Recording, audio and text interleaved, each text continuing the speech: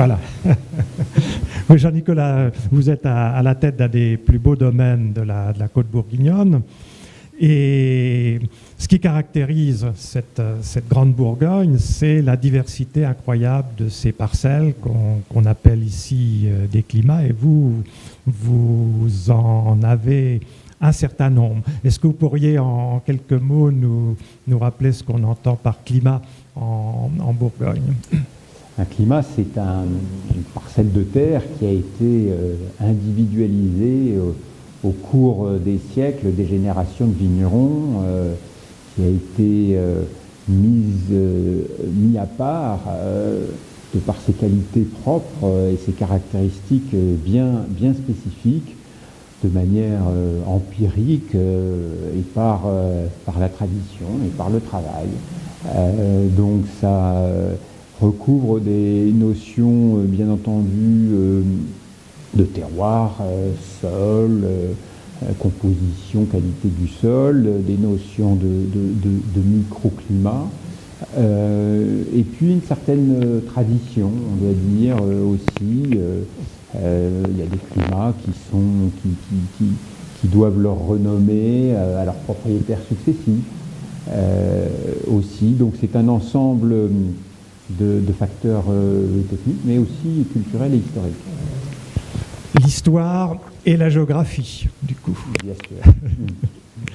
Et parmi les climats, il y en a un qui s'appelle le Clos de Vougeot, où je sais que vous êtes particulièrement attentif à faire de ce Clos de Vougeot un ambassadeur de notre philosophie bourguignonne.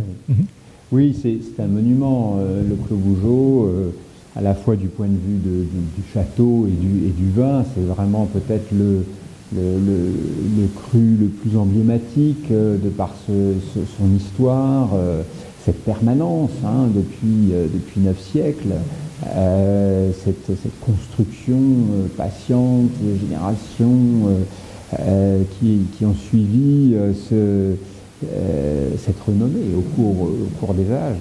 Donc c'est un vin tout à fait emblématique et un terroir avec lequel on a beaucoup de plaisir à travailler, parce que c'est un terroir vraiment particulier et où là vraiment on sent l'histoire et la géographie ensemble.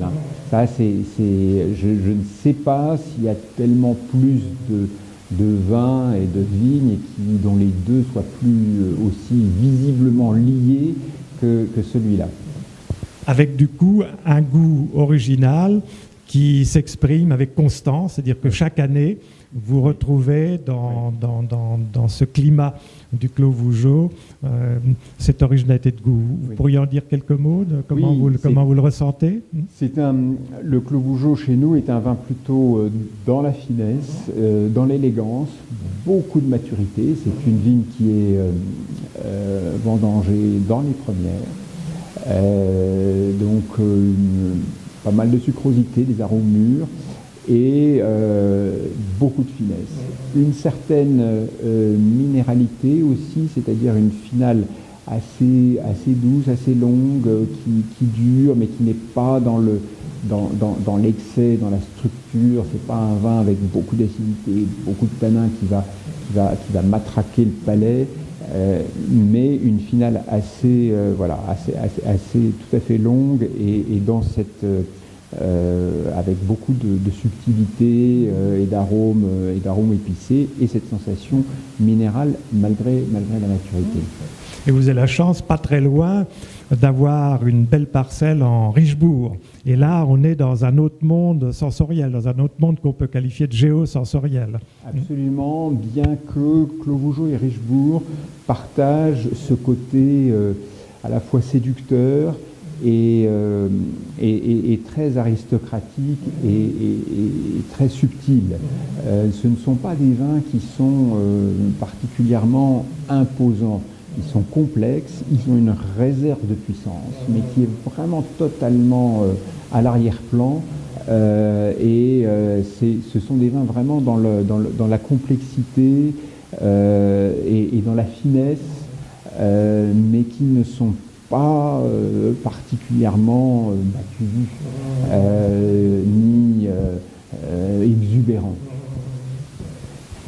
Et comme vous avez la chance d'être aussi propriétaire du côté de la montagne de Corton, est-ce qu'on peut évoquer aussi l'originalité, les caractéristiques de ce très beau grand cru qu'on appelle Corton? Oui, alors Corton, c'est vraiment un de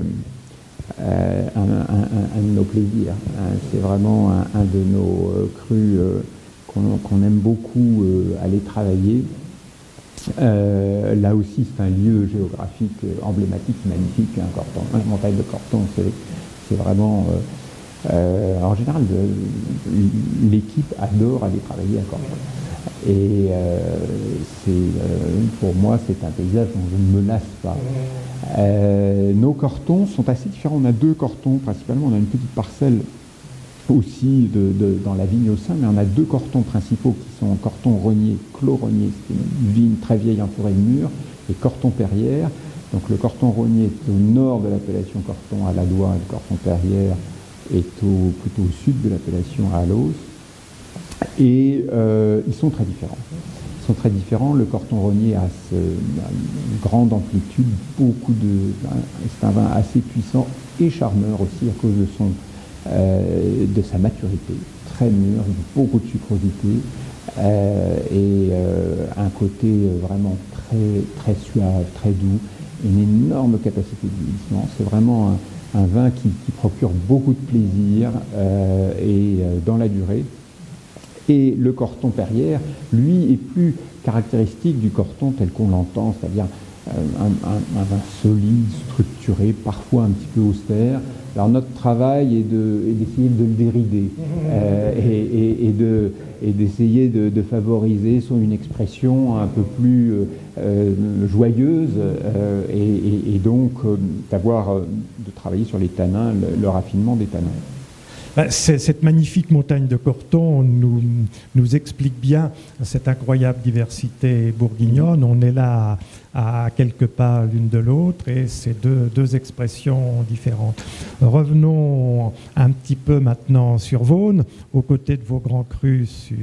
Et vous avez aussi des premiers crus, en particulier sur Vaune Romanée. Et est-ce que vous pouvez les présenter chacun dans leur personnalité de ces premiers crus que vous avez sur Vaune Romanée? Bien sûr, on a un Vaune Romanée Les Chaumes, qui est une parcelle au pied du coteau, avec un sol qui n'est pas très profond, c'est pour ça qu'elle est classée en premier cru.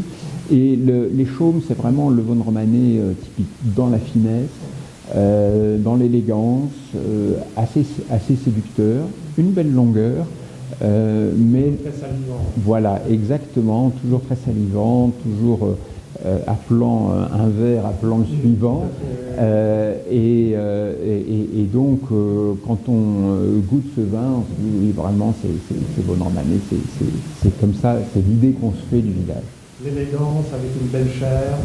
Oui. Nous avons aussi un Vaune Romanée premier cru brûlé où on change un peu de dimension. Les brûlés, c'est un terroir qui est juste à côté du Richebourg. On a un vin assez majestueux qui a une grosse présence, beaucoup de velouté, de suavité en début de bouche et une finale vraiment très longue dans la minéralité. Disons que c'est un vin un petit peu plus, là aussi c'est très caractéristique de Vaune parce que il n'y a pas de dureté. On est vraiment dans le vin très caressant, mais avec une belle présence, vraiment une belle présence qui fait que c'est un vin un peu plus imposant. Et nous avons aussi le Cros Parentout qui lui est un vin mythique parce qu'il a vécu une aventure en quelque sorte avec un vigneron de renom et de légende qui n'est pas très loin du Brûlé, à quelques dizaines de mètres au-dessus du Brûlé.